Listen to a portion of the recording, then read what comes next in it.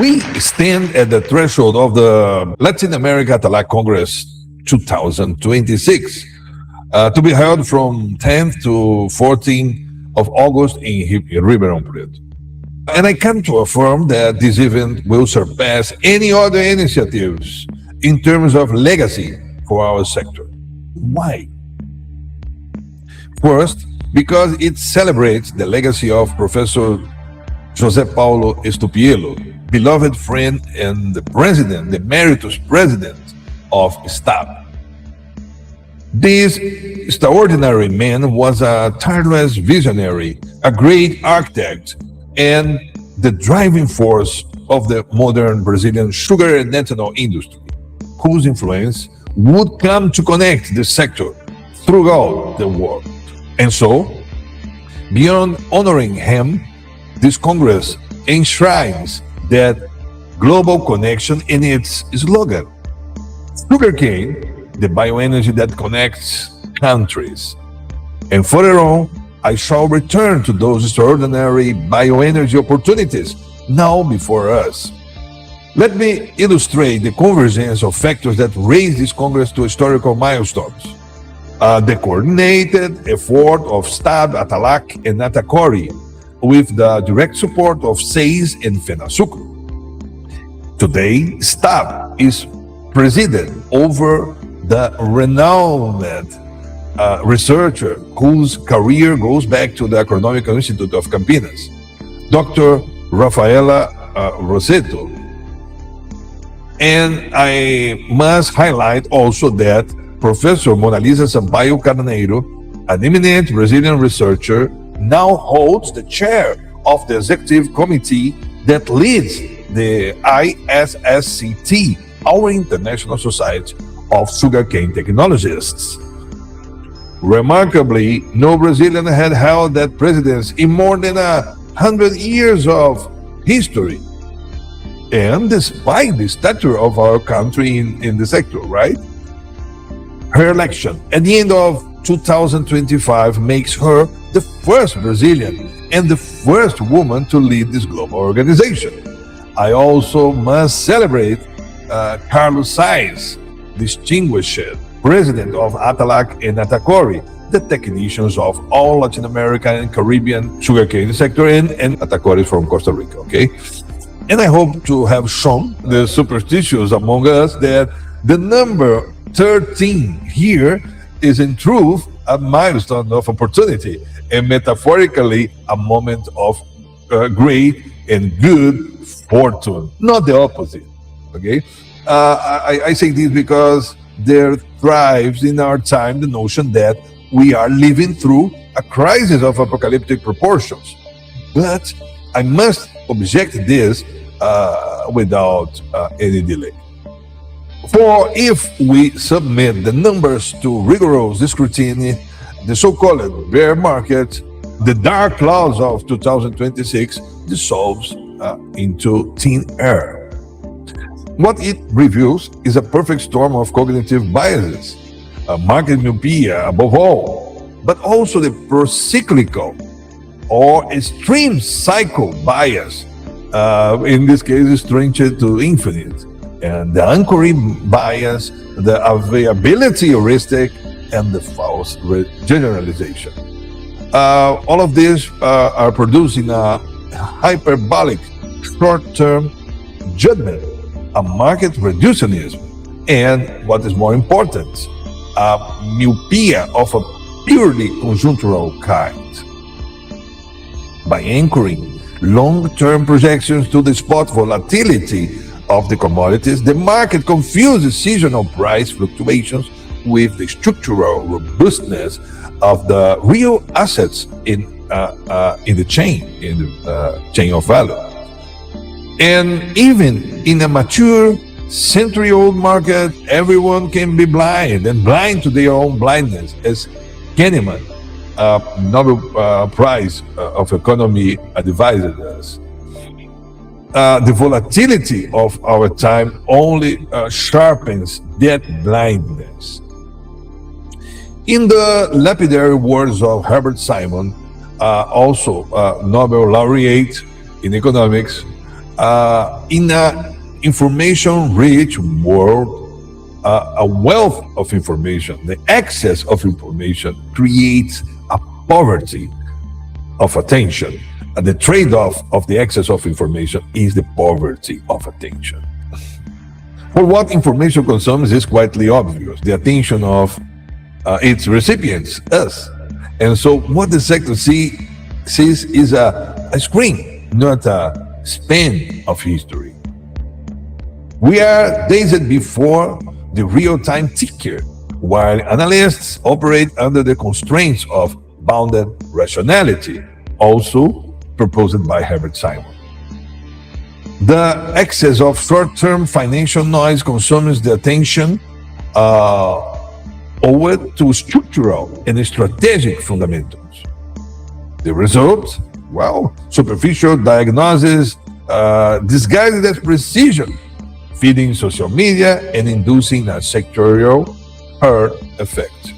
But could this be so? Or am I the only mistaken in keeping this huge optimism? Well, let us see. Today, the 18th of June 2026, sugar is quoted in New York at 14.19 cents per pound, pricing the July contracts. This price is stable with a positive technical bias of 0.33%. Okay, at 14 or 15 cents, the world price stands 5 to 6 times above 1985 disaster of 2.5 cents and almost 10 times above the 1966 floor of 1.4 cents. Well, even adjusted by inflation today, we are almost double the real low of 1985 and practically in the same level of 66. Well, and we can also consider that we are better than 2004, 2020, and and close to the situation in 2024, where we were celebrating. Well, I look back at the collapses of 66 and 85 shows the danger of the pro-cyclical bias. In both cases, the market priced in the structural end of sugar from the price collapsing in red at that moment on the cathode ray screen. Yet, it ignored the capacity for institutional reordering. The 66 crash forced new architectures of global quotas, and the 85 crisis accelerated the biotechnological transition, mainly in Brazil, in the South, and going toward biofuels, proving that short-term spot noise blinds the analyst to the forces that can reconfigure real assets. The deflated analysis is robust empirical view. Follow me. As I said, a nominal price of 1.86 cents per pound would equal the prices today. I'm referring to 66, which means that the current price in real terms are in the average of 66 recession. Okay, so does the sector risk going under?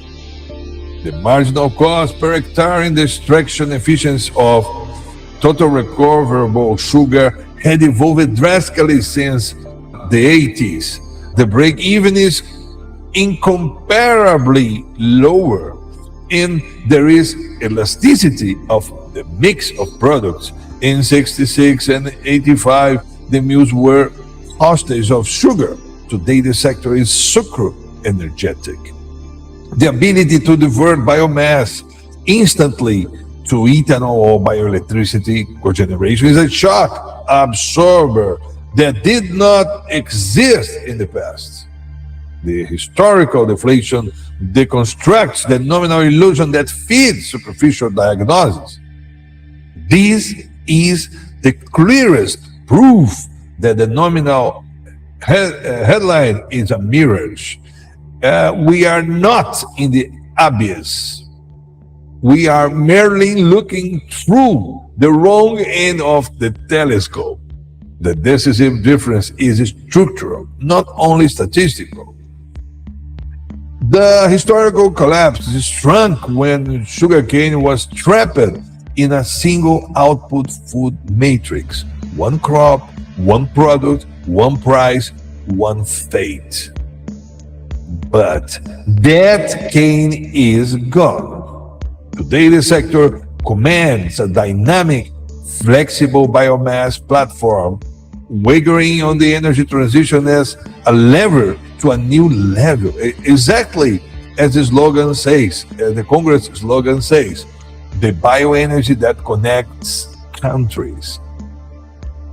And I dare to call this Congress one that transcends Latin American borders, so global and indelible. And connecting the sector globally, I said, and connecting it definitively to a new horizon, far beyond the quotation on the LED screen by now. We are here to speak of sugar, ethanol, and bioelectricity, but also SAF, sustainable aviation fuel, derived from ethanol. Each of these products is an exit door and also an entry door into independent and vigorous markets.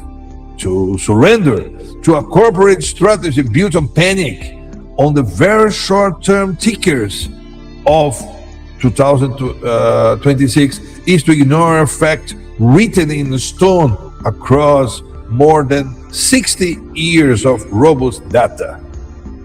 So we have already survived far worse with far fewer weapons.